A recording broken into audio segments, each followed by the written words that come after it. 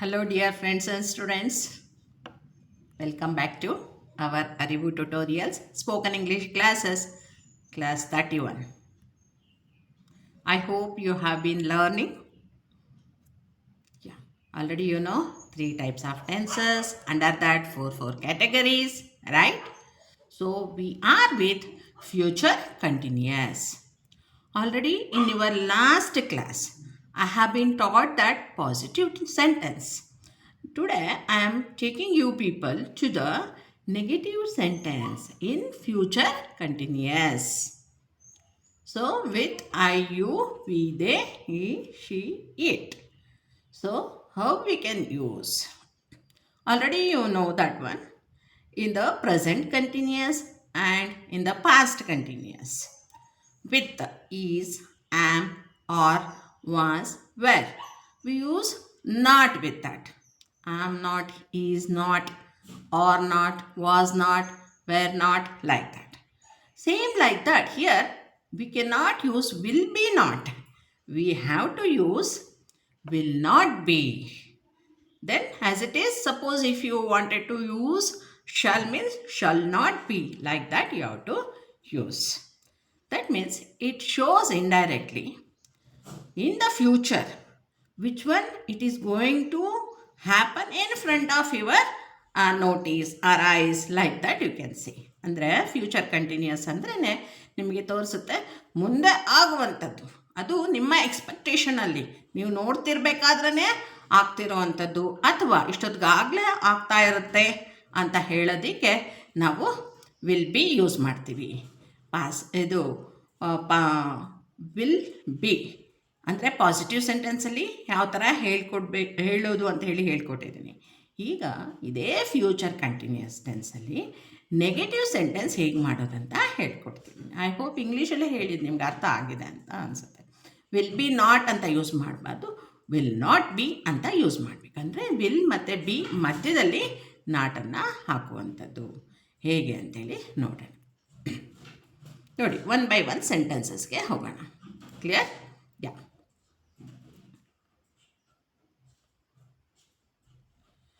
First one, I will not be reaching home at 6 p.m. tomorrow because of heavy rain. ಈಗ usually ನಾವು 6 PM ಅಷ್ಟೊತ್ತಿಗೆ ಅಂದರೆ ಸಂಜೆ ಅಷ್ಟೊತ್ತಿಗೆ 6 ಗಂಟೆಗೆ ಮನೆಗೆ ಬರ್ತಾಯಿದ್ವಿ. ಅದು ನೀವು ಹೇಳ್ಬೋದು ವಿಲ್ ನಾಟ್ ಬಿ ರೀಚಿಂಗ್ ಅಂತ ಹೇಳ್ಬೋದು. ನಾನು ನಾಳೆ 6 ಗಂಟೆಗಾಗಲೇ ಮನೆಗೆ ಬರಲಿಕ್ಕೆ ಆಗಲ್ಲ, ಯಾಕೆಂದರೆ ಮೋಸ್ಟ್ಲಿ ಹೆವಿ ರೈನ್ ಇರುತ್ತೆ, ಇವತ್ತು ಇದೆ ಅಲ್ವಾ ಅಂಥೇಳಿ ನಾವು ಕಂಪೇರ್ ಮಾಡಿಕೊಂಡು ಹೇಳ್ಬೋದು. Second one, you will not be coming by the train from Belgaum coming Monday. ನೀನು ಇಷ್ಟೊತ್ತಿಗಾಗಲೇ ಕಮಿಂಗ್ ಮಂಡೇ ಅಂದರೆ ಈಗ ಬರುವ ಸೋಮವಾರ ನೀನು ಬರೋಳಿದೆ ಅಲ್ವಾ, ಸೊ ಹಾಗಾಗಿ ನೀನು ಇಷ್ಟೊತ್ತಿಗಾಗಲೇ ಬರ್ತಾ ಇರಲ್ಲ. Because you will be having exams ಅಂತೇಳಿ ಕಂಟಿನ್ಯೂನು ಮಾಡ್ಬೋದು ಇನ್ನು ಮತ್ತೆ ಪಾಸಿಟಿವ್ ಸೆಂಟೆನ್ಸ್ನ ಆ್ಯಡ್ ಮಾಡಿಕೊಂಡು. ಯಾಕಂದರೆ ಎಕ್ಸಾಮ್ಸ್ ಇದ್ದರೆ ಹೆಂಗೆ ಬರೋಕ್ಕಾಗುತ್ತೆ. ಹಾಗಾಗಿ you will not be coming, ನೀನು ಇಷ್ಟೊತ್ತಿಗಾಗಲೇ ಬರ್ತಾ ಇರಲ್ಲ ಬಿಡು ಟ್ರೈನಲ್ಲಿ ಬೆಳಗಾಮಿಂದ, ಸೊ ಬರೋ ಸೋಮವಾರ ಅಂತ ಹೇಳೋದು. Next, we will not be going to the marriage, we will be going to the college function day after tomorrow at 7 AM. ಅಂದರೆ ನಾಳೆ ಬಿಟ್ಟು ನಾಡಿದ್ದು 7 ಗಂಟೆ ಅಷ್ಟೊತ್ತಿಗೆ ನಾವು ಮ್ಯಾರೇಜ್ಗೇನು ಹೋಗ್ತಾ ಇರಲ್ಲ, ನಾವು ಹೋಗ್ತಾ ಇರ್ತೀವಿ ಕಾಲೇಜ್ ಫಂಕ್ಷನ್ಗೆ ಅಂಥೇಳಿ ಹೇಳುವಂಥದ್ದು. Next, they will not be writing their exam tomorrow morning, it will be in the next Friday. ನೋಡಿ, ನಾವು ಅಂದ್ಕೊಂಡಿದ್ವಲ್ಲ ಎಷ್ಟೊತ್ತಿಗಾಗಲೇ ನಾಳೆ ಎಕ್ಸಾಮ್ ನೀನು ಬರೀತಿರ್ತೀಯ ನಾಳೆ ಬೆಳಿಗ್ಗೆ ಅಂತ, ಆದರೆ ಈಗ ವಿಲ್ ನಾಟ್ ಬಿ ರೈಟಿಂಗ್, ನೀನು ಇಷ್ಟೊತ್ತಿಗಾಗಲೇ ಎಕ್ಸಾಮ್ ಬರೀತಾ ಇರಲ್ಲ. ಯಾಕೆ ಅಂತ ಹೇಳಿದ್ರೆ ಅದು ನೆಕ್ಸ್ಟ್ ಫ್ರೈಡೇ ಇರೋದು ಅಂಥೇಳಿ. Last one, so we will never be having meeting with them, ನಾವು ಇಷ್ಟೊತ್ತಿಗಾಗಲೇ ಮೀಟಿಂಗ್ ಕುತ್ಕೋಬೇಕಿತ್ತಲ್ಲ ಅವ್ರ ಜೊತೆ, ನಾವಿನ್ಯಾವತ್ತೂ ಅವ್ರ ಜೊತೆ ಮೀಟಿಂಗ್ಗೆ ಹೋಗೋದಿಲ್ಲ ಅಂತ. ಇಷ್ಟೊತ್ತಿಗಾಗಲೇ ಹೋಗಬೇಕಿತ್ತಲ್ಲ, ನಾವು ಹೋಗ್ತಾ ಇಲ್ಲ ಇಷ್ಟೊತ್ತಿಗಾಗಲೇ ಅಂಥೇಳಿ ಹೇಳುವಂಥದ್ದು. ಐ ಹೋಪ್ ಯಾರು ಹೊಸದಾಗಿ ಜಾಯಿನ್ ಆಗ್ತೀರಾ ಅವರು ಇನ್ ಬಿಟ್ವೀನ್ ಕ್ಲಾಸ್ 5th ಅಂತೆ 10th ಅಂತೆ 11th ಅಂತೆ ಆ ಥರ ಜಾಯ್ನ್ ಆಗಬೇಡಿ dear friends and students. Class 1ಇಂದ ಸ್ಟಾರ್ಟ್ ಮಾಡ್ಕೊಳ್ಳಿ. ಆಗ ನೀವು ಸ್ಟ್ಯಾಂಡರ್ಡಾಗಿ ಕಲಿತಾ ಬರ್ತೀರ ಏನೊಂದು. ಕೆಲವೊಬ್ರು ಅಂದ್ಕೊಳ್ಬೋದು ತುಂಬ ಪ್ರೊಲಾಂಗ್ ಆಗ್ತಿದೆ ಕ್ಲಾಸಸ್ ಅಂತ ಹೇಳಿ. ನಾ ಹೇಳೋದು ಇಷ್ಟೇ, ಇಷ್ಟು ವರ್ಷಗಳ ಮೇಲೆ ನೀವು ಕಲಿತಿದ್ದೀರಾ, ಸೊ ಅದನ್ನು ಸಾರ್ಥಕ ಆಗೋ ಥರ ಕಲೀರಿ. ಆ ಥರ ಬಿದ್ದು ಇನ್ಸ್ಟ್ಯಾಂಟಾಗಿ ನೀವು ಕಲಿಯೋಕ್ಕೆ ಹೋದರೆ ಮತ್ತೆ ನಿಮಗೆ ಕ್ವಶನ್ ಮಾರ್ಕಲ್ಲೇ ಉಳಿಯುತ್ತೆ ಕೆಲವೊಂದೆಲ್ಲನೂ, ಮತ್ತು ಫ್ಲೂಯೆನ್ಸಿ ಬರಲ್ಲ. ಇನ್ನು ಒಂದು ಗೈಡೆನ್ಸ್ ಏನಂದರೆ, ಯಾರ್ಯಾರು ಕ್ಲಾಸ್ 1ಇಂದ ಕಲಿತಾ ಇದ್ದಾರೋ ಅವ್ರುಗಳಿಗೆ ನನ್ನ ಗೈಡ್ಲೈನ್ಸ್ ಏನಪ್ಪ ಅಂದರೆ, ಏನೊಂದು ಕಲಿತಾಗ ದಯವಿಟ್ಟು ಯೂಸ್ ಮಾಡಿ ಅಗೇನ್ ಆ್ಯಂಡ್ ಅಗೇನ್, ಬಳಸ್ತಾನೇ ಇರಿ. ಸರಿಯೋ ತಪ್ಪೋ. ಎರಡನೇದು ವಿತ್ ಎಕ್ಸ್ಪ್ರೆಷನ್ ಬಳಸೋಕ್ಕೆ ಟ್ರೈ ಮಾಡಿ. ಓಕೆ, ಆವಾಗ ನೀವು ಕಲಿಯೋದನ್ನು ಸಹ ಸಾರ್ಥಕ ಆಗುತ್ತೆ. Okay, yes, let us continue. He will not be talking to his master next week. ಅವನು ಇಷ್ಟೊತ್ತಿಗಾಗಲೇ ಮಾತಾಡಬೇಕಿತ್ತಲ್ಲ ಅವನ ಮಾಸ್ಟ್ರ್ ಜೊತೆಗೆ ನೆಕ್ಸ್ಟ್ ವೀಕು, ಆದರೆ ಇಷ್ಟೊತ್ತಿಗಾಗಲೇ ಅವನು ಮಾತಾಡ್ತಿರಲ್ಲ. ಬಿಕಾಸ್ ಅವನು ಇನ್ನೂ ಡೆಲ್ಲಿಯಿಂದ ಬಂದಿಲ್ಲ ಅಂಥೇಳಿ ಬೇಕಿದ್ದು ನೀವು ಕನ್ನಡದಲ್ಲೇ ಹಾಕೋಬೋದು. Okay, yes. Next, she will not be calling you today evening to talk about next week trip. ನೋಡು, ಅವಳು ನೀನು ಕಾಲ್ ಮಾಡ್ತಾಳೆ ಅಂತ ನೀನು ಅಂದ್ಕೊಂಡಿದ್ದಲ್ಲ, ಸೊ ಅವಳು ಇನ್ನೇನು ಕಾಲ್ ಮಾಡುತ್ತಾ ಇರಲ್ಲ, ಯಾಕಂದರೆ ಅವಳು ಬ್ಯುಸಿ ಇದ್ದಾಳೆ. ಸೊ ನೀನೇನು ಎಕ್ಸ್ಪೆಕ್ಟಲ್ಲಿ ಇದೆಯೋ ಅವಳು ಕಾಲ್ ಮಾಡೇ ಮಾಡ್ತಾಳೆ ಅಂಥೇಳಿ. So she will not be calling you. ನಿನಗೆ ಅವಳು ಕಾಲ್ ಮಾಡೋದೇ ಇಲ್ಲ ನೆಕ್ಸ್ಟ್ ವೀಕ್ ಟ್ರಿಪ್ ಬಗ್ಗೆ ಮಾತಾಡಲಿಕ್ಕೆ. ಸೊ ಅವಳು ಹೇಳೋಗಿದ್ದಾಳೆ, ಇನ್ನೊಂದು ದಿವಸ ಕಾಲ್ ಮಾಡ್ತಾಳಂತೆ ಅಂಥೇಳಿ ನೀವು ಮಿಕ್ಕಿದ್ದನ್ನು ಕನ್ನಡದಲ್ಲಿ ಹಾಕೋಬೋದು. Next, he will not be taking a break. ಅವನೇನು ಬ್ರೇಕ್ ತೊಗೊಳ್ತಾ ಇಲ್ಲ, ಇಷ್ಟೊತ್ತಿಗಾಗಲೇ ತೊಗೊಂಡಿರಲ್ಲ. ಯಾಕಂದರೆ because of less work load. ನಾವು ಅಂದ್ಕೊಂಡಿದ್ವಲ್ವ ಅವನಿಗೆ ವರ್ಕ್ ಲೋಡ್ ಜಾಸ್ತಿ ಇದೆ, ಹಾಗಾಗಿ ಇಷ್ಟೊತ್ತಿಗಾಗಲೇ ಬ್ರೇಕ್ ತೊಗೊಂಡಿರ್ತಾನೇನೋ ಅಂತ ನಾವು ಅಂದ್ಕೊಂಡಿದ್ವಲ್ಲ, ಇಟ್ ವಿಲ್ ಬಿ ಅಂತ. But it will not B. ಅವನೇನು ಬ್ರೇಕ್ ತೊಗೋತಾ ಇರಲ್ಲ ಇಷ್ಟೊತ್ತಿಗಾಗಲೇ, ಯಾಕಂದರೆ ವರ್ಕ್ ಲೋಡ್ ಕಮ್ಮಿ ಇದೆ ಅಂತೆ. ಹಾಗಾಗಿ ಏನಕ್ಕೆ ಬೇಕು ಹೇಳಿ ಬ್ರೇಕು ಅನ್ನೋ ಥರ ಮಾತಾಡೋದು. Next, they will never be meeting you to invite for the marriage. ಅವರು ನಿನ್ನನ್ನು ಮೀಟು ಆಗೋದೇ ಇಲ್ಲ. ನೀನು ಅಂದ್ಕೊಂಡಿದ್ದಲ್ಲ ದೇ ವಿಲ್ ಬಿ ಮೀಟಿಂಗ್ ಅಂಥೇಳಿ, ಅವ್ರು ಬಂದೇ ಬರ್ತಾರೆ, ಮೀಟ್ ಮಾಡೇ ಮಾಡ್ತಾರೆ ಮ್ಯಾರೇಜ್ಗೆ ಇನ್ವೈಟ್ ಮಾಡ್ಲಿಕ್ಕೆ ಅಂಥೇಳಿ. So they will never be meeting you to invite for the marriage. So they are calling you or they will be calling you to invite for the marriage ಅಂತ ನಾವು ಹೇಳ್ಕೊಬೋದು. ಓಕೆ, ನೆಕ್ಸ್ಟ್, ಒಂದೇ ಟೆನ್ಸಲ್ಲಿ ನಿಮಗೆ sentence frame ಮಾಡಬೇಕಾದ್ರೆ ಸ್ವಲ್ಪ ಗಡಿಬಿಡಿ ಆಗುತ್ತೆ. ಕೆಲವರಿಗೆ ನಿಧಾನಕ್ಕೂ ಅರ್ಥ ಆಗ್ಬೋದು, ಯಾಕಂದರೆ ಒಂದೇ ಟೆನ್ಸಲ್ಲಿ ನಾವು ಸೆಂಟೆನ್ಸ್ ಫಾರ್ಮೇಷನ್ ಮಾಡಿರ್ತೀವಲ್ಲ, ಹಾಗಾಗಿ. ಸೊ ನನ್ನ ಗೈಡ್ಲೈನ್ಸ್ ಏನಪ್ಪ ನಿಮಗೆ ಅಂದರೆ, ಈ ಥರ ನೀವು ಒಂದೇ ಟೆನ್ಸ್ ಮೇಲೆ ವರ್ಕ್ ಮಾಡ್ತಿರ್ಬೇಕಾದ್ರೆ ಈಗಾಗಲೇ ನಿಮಗೆ ಕೆಲವೊಂದು ಟೆನ್ಸಸ್ ಹೇಳ್ಕೊಟ್ಟಿದ್ದೀನಿ, ಕ್ಯಾಟಗರೀಸು. ಅದನ್ನು ಬೇಕಾದರೆ ಮಧ್ಯೆ ಮಧ್ಯೆ ಯೂಸ್ ಮಾಡಿಕೊಂಡು ನೀವು ಮಾತಾಡ್ಬೋದು, ಆಗ ಇನ್ನೂ ಸುಲಭವಾಗಿ ಅರ್ಥ ಆಗುತ್ತೆ. Okay, S.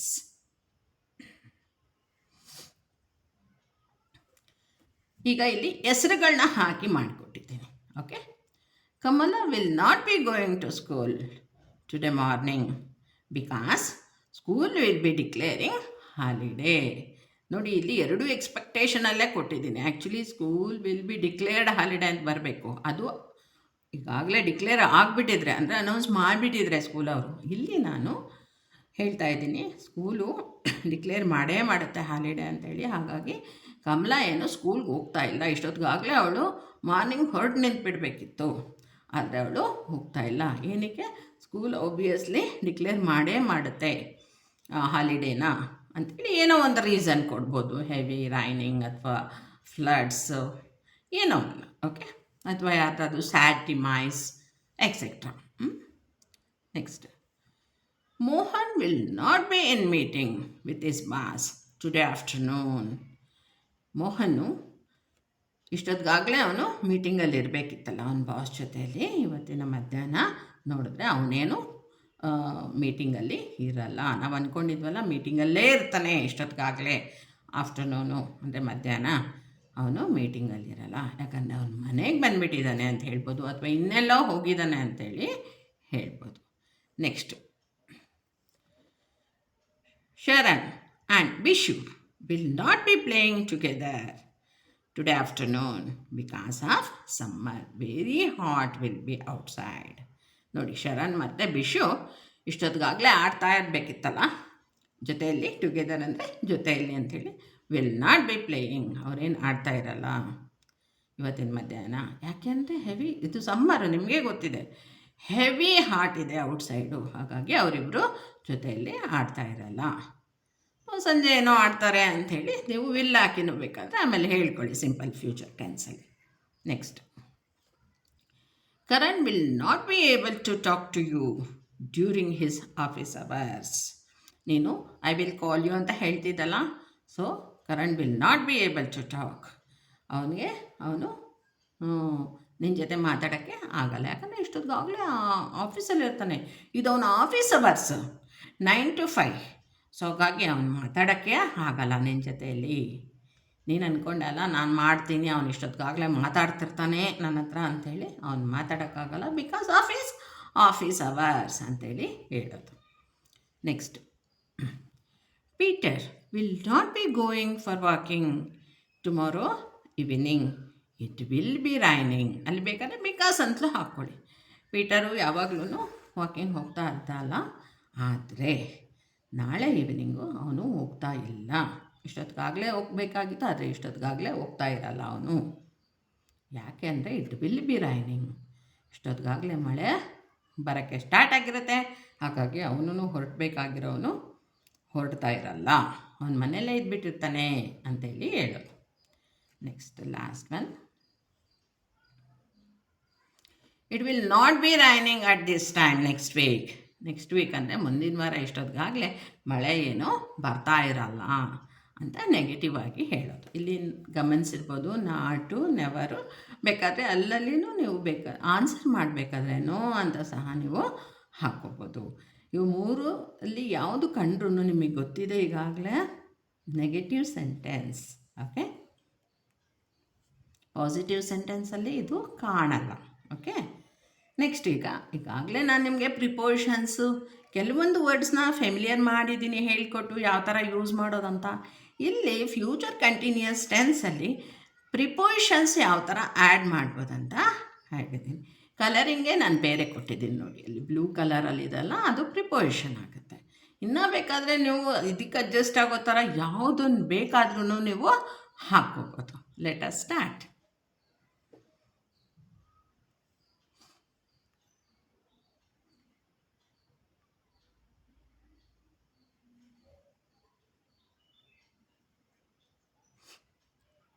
First one,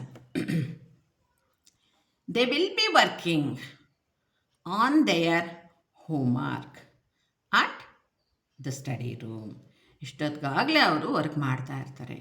ಯಾವುದ್ರ ಮೇಲೆ ವರ್ಕ್ ಮಾಡ್ತಿರ್ತಾರೆ ಅಥವಾ ಯಾವುದ್ರ ಮೇಲೆ ಕೆಲಸ ಮಾಡ್ತಿರ್ತಾರೆ ಅಂದರೆ ಅವರು ಹೋಮ್ವರ್ಕ್ ಮೇಲೆ. ಎಲ್ಲಿ? ಸ್ಟಡಿ ರೂಮಲ್ಲಿ. ಈ ಥರ ಇಲ್ಲಿ ನಾನು ಪಾಸಿಟಿವ್ ಹಾಕಿದ್ದೀನಿ. ನಾನು ಇಲ್ಲಿ ನೋಟು ಕೊಟ್ಟಿದ್ದೀನಿ ನಿಮಗೆ ಲಾಸ್ಟಲ್ಲಿ, ಇದು ಕಾಣಿಸ್ತಿರ್ಬೋದಲ್ಲ.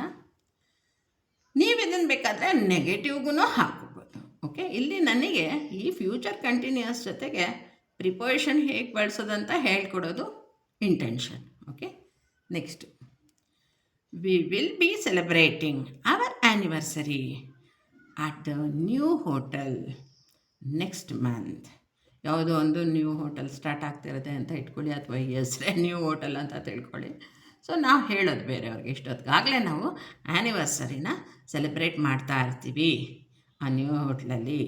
ಯಾವಾಗ? Next month for the same day ಅಂತ ಹೇಳ್ಬೋದು, ಅಥವಾ ಟೈಮ್ 11 o'clock ಅಂತ ಹೇಳ್ಬೋದು, ಅಥವಾ ಈವ್ನಿಂಗ್ 7 ಅಂತ ಹೇಳ್ಬೋದು, 7 PM ಅಂತೇಳಿ. ಅದು ನಿಮ್ಮ ಊಹೆಗೆ ಬಿಟ್ಟಿದ್ದು. Next, she will be preparing a presentation in our office tomorrow afternoon.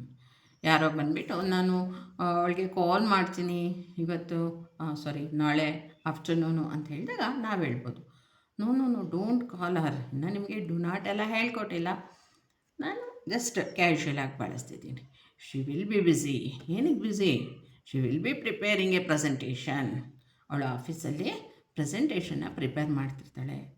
ನಾಳೆ ಆಫ್ಟರ್ನೂನು ಕೈಂಡ್ಲಿ ಡೋಂಟ್ ಕಾಲ್ ಅಥವಾ ನೀನು ಕಾಲ್ ಮಾಡಬೇಡ ಅಂತ ಹೇಳೋದು.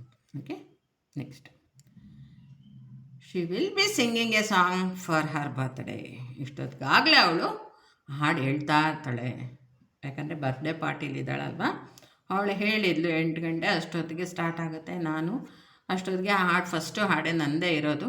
ಸೊ ಹಾಗಾಗಿ she will be singing a song for her birthday ಅಂತೇಳಿ ಹೇಳ್ಬೋದು. Okay, next he will be learning about the new technology on the computer next Monday. ಅವನು ಇಷ್ಟೊತ್ತಿಗಾಗಲೇ ಅವನು ಹೇಳಬೇಕಂದ್ರೆ ನ್ಯೂ ಟೆಕ್ನಾಲಜಿ ಬಗ್ಗೆ ಅಥವಾ AI ಬಗ್ಗೆ, ಆರ್ಟಿಫಿಷಿಯಲ್ ಇಂಟೆಲಿಜೆನ್ಸ್ ಬಗ್ಗೆ ವರ್ಕ್ ಮಾಡಿಕೊಂಡು ಕಲಿತಾ ಇರ್ತಾನೆ ಕಂಪ್ಯೂಟ್ರಲ್ಲಿ ನೆಕ್ಸ್ಟ್ ಮಂಡೇ. ಸೊ ಹಾಗಾಗಿ ನೀನೇನು ಡಿಸ್ಟರ್ಬ್ ಮಾಡಬೇಡ ಅಂತ ನಾವು ಯಾರಿಗೋ ಹೇಳೋ ಥರ. ಓಕೆ, ದಯವಿಟ್ಟು ಯೂಸ್ ಮಾಡಿನೇ ಕಲೀರಿ, ಚೆನ್ನಾಗಿ ಅರ್ಥ ಆಗುತ್ತೆ.